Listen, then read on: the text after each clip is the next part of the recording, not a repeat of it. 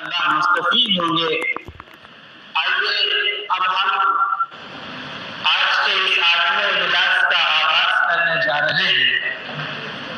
और आगाज के लिए हमारा जो तर्ज रहा है उसी तर्ज को हम अपनाते हुए आगाज करेंगे उसी कलाम इलाही से जो कलाम उम्मत मुस्लिमा की रूह है, जो तड़पते दिल की फरियाद और सिसकती रूह का इलाज है, जिसने दरिंदा सिफत इंसानियत को झंझोड़ कर एक हयात आखिरी पैगाम दिया है। जुल्म बर्बरियत की खूनी दलदल में फंसे हुए इंसानों को अमन इंसाफ अता किया है, जिसने बददुओं को शाबाश करने के लिए हमारे दरमियान में एक बहुत ही खुशइल्हाम खाली हाफिज मोहम्मद यूसुफ सल्लल्लाहु तशरीफ रखते हैं। हम उनसे गुजारिश करेंगे कि आ चुके लोग दीवाना अभी बाकी है, आ चुके लोग दीवाना अभी बाकी है, इफ्तिताह दरे मैखाना अभी बाकी है। यूसुफ सल्लल्लाहु तशरीफ लाए और तिलावत कलामुल्लाह से आज की इस आठवीं नशिस्त और बज़्म का आगाज है।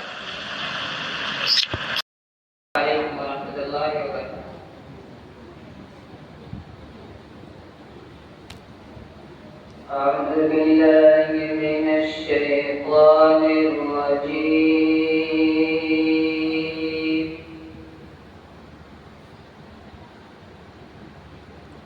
بسم الله الرحمن الرحيم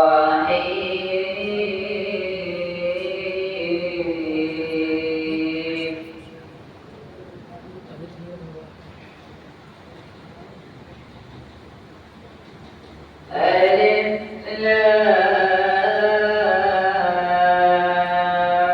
را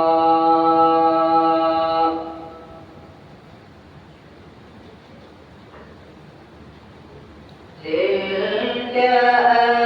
آيات الكتاب المبين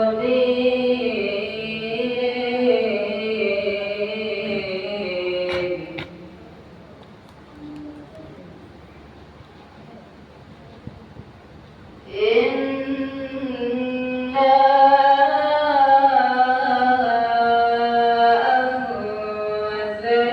أنزلناه قرآنا عربيا لعلكم تعقلون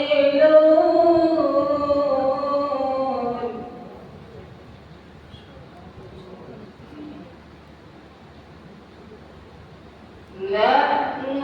نقص عليك أحسن القصص بما أوحينا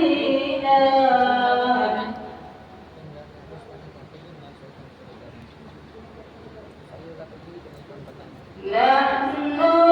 نقص عليك أحسن القصص بما أوحينا إليك هذا القرآن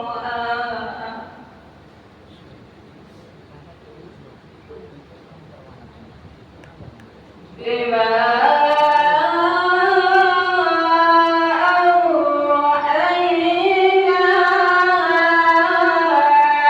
إليك هذا القرآن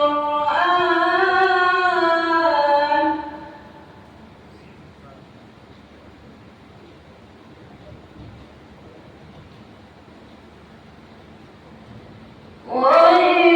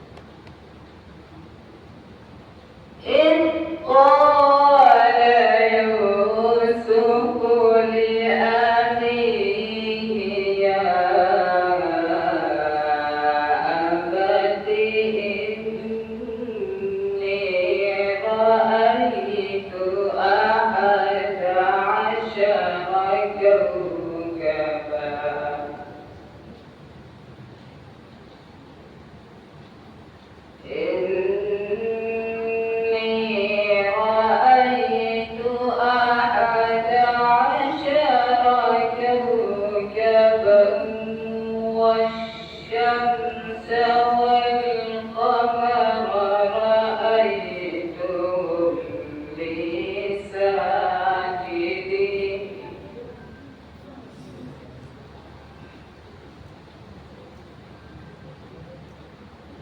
إذ قال يوسف لأبيه